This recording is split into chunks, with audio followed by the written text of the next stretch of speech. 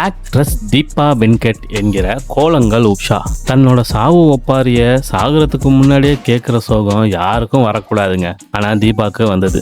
முட்டை கண்ணு, சிரிச்சா கண்ணு மட்டும் சைனீஸ் கண்ணா மாறிடும். ரொம்ப அழகான லிப்ஸ். இவங்க எத்தனையோ சீரியல் நடிச்சாலும் கோலங்கள் சீரியல் தான் இவங்களுக்கு பெஞ்ச் மார்க்னே சொல்லலாம். கோலங்கள் உஷானே எல்லாரும் கூப்பிட ஆரம்பிச்சிட்டாங்க.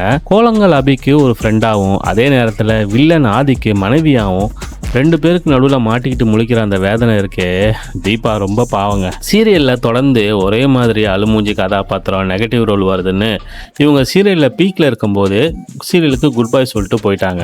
இவங்க தமிழ் பொண்ணாக இருந்தாலும் பிறந்தது மும்பையில், அதனால் ஹிந்தி இவங்களுக்கு தாய்மொழி மாதிரி வந்துடும். இவங்க பேசிக்காக ஒரு டப்பிங் ஆர்டிஸ்ட்டுங்க. ஸ்கூல் படிக்கும்போது நம்ம சின்ன வயசில் சில கார்ட்டூன்லாம் பார்த்துருப்போம்ல, Chip and Dale, Rescue Ranger, இந்த கார்ட்டூனுக்கெலாம் இவங்க டப்பிங் கொடுத்துருக்காங்களாம். இவங்களுக்கு ஹிந்தி நல்லா தெரிஞ்சனால முத்து, ரட்சகன், காதலர் தினம் இந்த மாதிரி படங்களுக்கெல்லாம் ஹிந்தி வெர்ஷனுக்கு இவங்க டப்பிங் கொடுத்துருக்காங்க. தமிழ் டப்பிங் ஆர்டிஸ்டா இவங்களோட ஃபர்ஸ்ட் படம்னு பார்த்தீங்கன்னா 2000 வந்த அப்பு படம் தான். அதில் தேவயானிக்கு டப்பிங் கொடுத்து தான் இவங்களோட டப்பிங் கேரியர் தமிழில் ஆரம்பிச்சுது.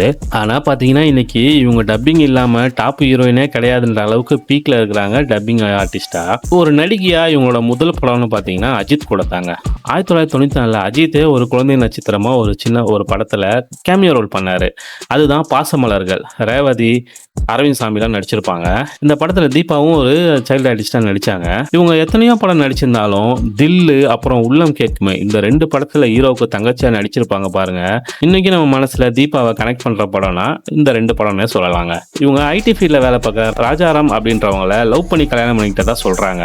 மேரேஜுக்கு அப்புறம் இவங்க நடிக்கிறத நிறுத்திட்டாங்க. ஃபுல்லாகவே குடும்பம் அப்புறம் டப்பிங், இது 2 தான் இவங்களோட மெயின் ஃபோக்கஸாக இருக்குது. 2010 அப்புறம் இவங்க முழுக்க டப்பிங் ஆர்டிஸ்டாகவே மாறிட்டாங்க. ஹலோ எஃப்எம் சென்னையிலையும் ரேடியோ ஜாக்கியா வேலை பார்க்குறாங்கன்னு கேள்விப்பட்டேன். நயன்தாரா, ஜோதிகா, சிம்ரன், ஸ்னேகா, அனுஷ்கா ஷெட்டி, காஜல் அகர்வால், அமலா பால் இவங்க எல்லாருக்குமே இவங்க தாங்க டப்பிங் கொடுப்பாங்க. அது மட்டும் இல்லை, பொன்னியின் செல்வன்ல ஐஸ்வர்யா ராய்க்கே இவங்க தான் டப்பிங் கொடுத்தாங்களாம். ராஜா ராணி படத்தில் போடா போ உனக்கு யாரோ தேன்மொழியோ கனிமொழியோ கிடப்பா அப்படின்னு ஒரு டைலாக் ரொம்ப ஃபேமஸ்ல, அது இவங்க தான் பேசுனாங்க.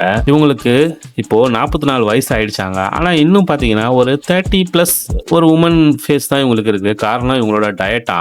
கொடுமை என்னன்னா, நம்ம கொரோனா டைம்ல இவங்க இறந்து போயிட்டாங்கன்னு எவனோ ஒருத்தன் பொருளை கிளப்பி விட்டான்.